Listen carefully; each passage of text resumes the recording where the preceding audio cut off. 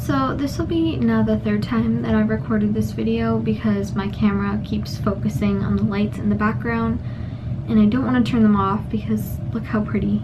But third time, let's do it. So this is a bit more of a deeper video topic that I'll be talking about than my usual fun what I eat in a day, recipe, whatever videos. So I'm going to talk about emotional eating and binge eating because it is something that I suffer with and have noticed that has become a bigger issue since coming back to college and being more stressed out with homework, work, tests, like all that fun stuff. So I noticed that it's been a bigger issue and I feel like I'm pretty aware of what's going on in my body and my brain with regards to food and stuff because I have had worse disordered eating in the past, as I know that a lot of people have. But this is just something, I wouldn't say it's like minor, like oh brush it off, like it's nothing. Like it's definitely something that I am still working on, and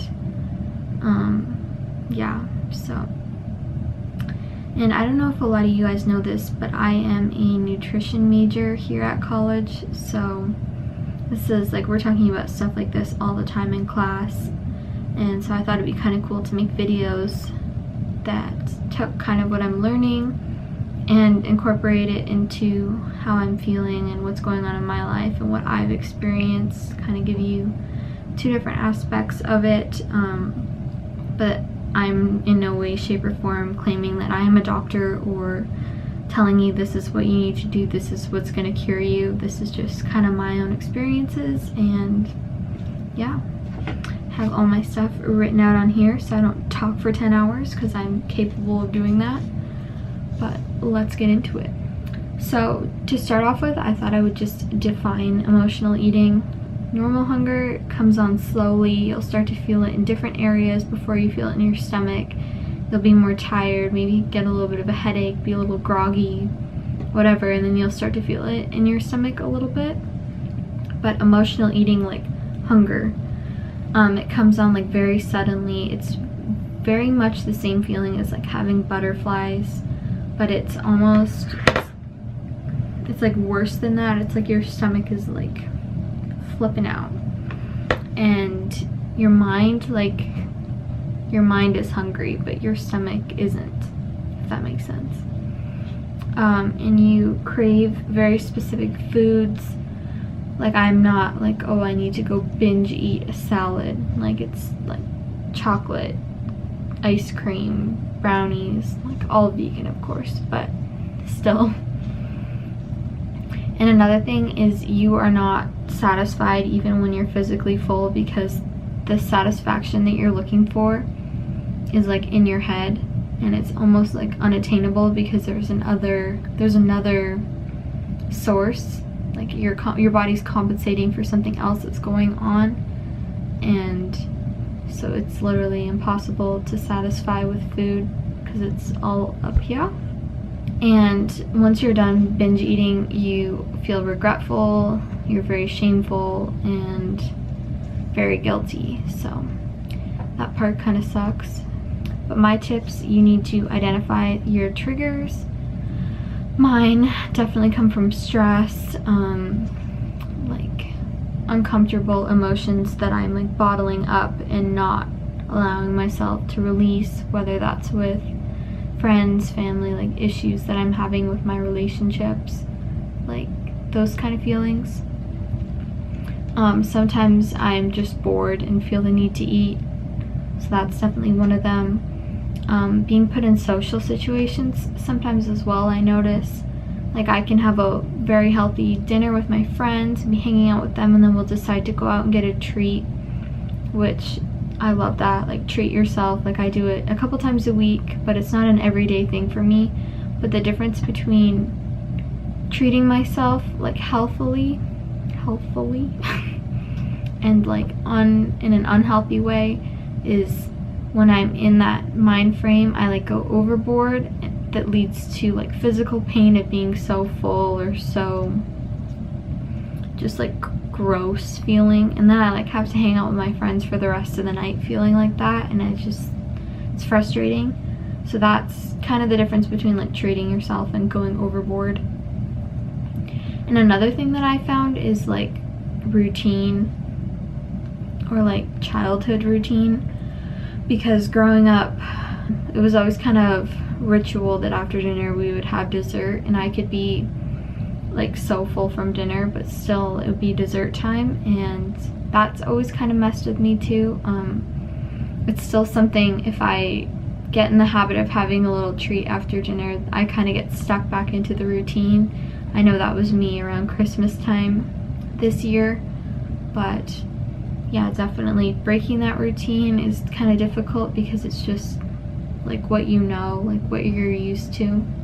Once you notice the triggers, then you need to like figure out what you're gonna do about it to combat what's going on emotionally. So definitely a big one is to just breathe. If I'm stressed, I like to breathe in for 7 seconds, exhale for 5 seconds, and hold my breath for 2. And that really just calms your heart rate down, gets a little bit of oxygen to your brain, gets you thinking a little bit clearer, and hopefully gets rid of some of those feelings. And then there's some people who do yoga. Like, I wish I was that cool of a person to just feel that butterfly in my stomach or whatever and roll out my mat and do some moves and feel perfectly fine, but I'm unfortunately not that motivated. But if you are, like, that's awesome. Another thing to do is to work out intensely, or even just going for a walk. Like, I know, like, I normally work out in the mornings, but if I'm feeling stressed, like after dinner or something, like, it's nice to take the dog for a walk around the block or whatever. Just take time to breathe and get your body moving, and it also gives you a little bit of time to yourself to think about like, oh, what's going on, what's my body trying to tell me. So that's really helpful. You can also like take a bath, drink some tea, drink some water, and if it really comes from like emotions or bottling up emotions, it's really helpful to talk to someone. And I know that's kind of cliche, but honestly it helps. I'm always here if you guys feel like you don't have anyone to talk to. I'll leave some social media stuff down below that you can message me on. Like, I'm always here to talk to anybody who needs it. So if you feel like you don't have anyone to talk to, you do. And once you've kind of figured out what works for you in fighting your triggers, I would just say you need to stay aware following that. Be constantly aware of what's going on in your body, the thoughts you're thinking, and how that, like, what that really means, I guess. Another thing is to always have like healthy foods on hand. Prepare healthy foods. Like, if you're in that stage where you're just like, give me ice cream right now, and you go to open up your freezer and you've got some frozen dates or something instead, no ice cream, like, that's a whole lot better than eating a pint of ice cream by yourself, and you're gonna feel a lot better after having a couple of dates instead of that. Another thing that kind of goes along with preparing your food is you should never eat when you're like in complete starvation mode. Like, I know recently this has happened to me a couple times. I have class from 9 to 2 some days, and then I go straight to work. And if I don't pack snacks to have in between class, the second I get like a minute to sit down for food, I'm just shoveling it in. So I realized that keeping little snacks in my purse and packing the lunch is really helpful, so I don't reach the point of starvation, and then I'm not like overeating once I've reached that point. So that's really helpful. Another thing is to start with small portions on your plate, and then once you're done, like, really like close your eyes and think about like, oh, how'd that make me feel? Like, do I need more? Does my body, like, is it telling me that I need more? And if the answer is yes, then go get another small plate, and then once you're done that, like, ask yourself the same questions. But I mean, if you just are one to finish all the food in front of you, it's really helpful to have small portions in front of you. And another thing that kind of goes along with that is to eat slowly. Think about every bite you're taking and how that's making you feel, how that's making your body feel. How is this healthy? How is this benefiting me?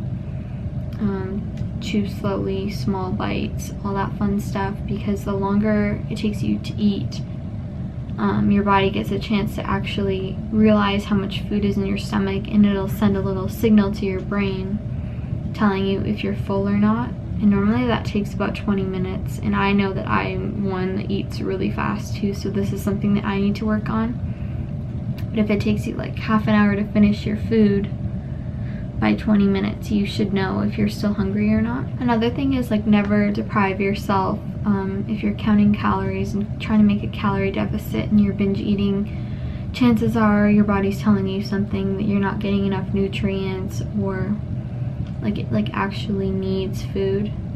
So that's definitely a big one. And along with that, like honestly treat yourself. Like don't tell yourself you could never have ice cream again. Like as long as it's, I think, is in my opinion, as long as it's like vegan and like I'm not hurting any animals and I'm not putting anything that's gonna inflame my body inside my stomach, then like it's okay to treat myself every once in a while. And probably the biggest thing to take from this video is like, if you do indulge or binge or clear your entire pantry, like don't beat yourself up for it. Like I know that's so hard to wrap your brain around, the fact that it could be a positive thing instead of a negative thing. Like I've been there, I know, but just think of it as like, wow, my body's trying to tell me something. Like I can learn from this, I can better myself from this situation. Like I just need to figure out how and what to do, and like that's huge. So if you get caught up on being upset at yourself and you go to bed angry, like there's no point. Like just move on. Like it happened, move on, learn from it, and try not to do it again. So yeah, those are my little tips and some of the things that I do to try to help myself. I hope I helped you guys, gave you at least one tip, something you can take away from this video. But yeah, thank you for watching.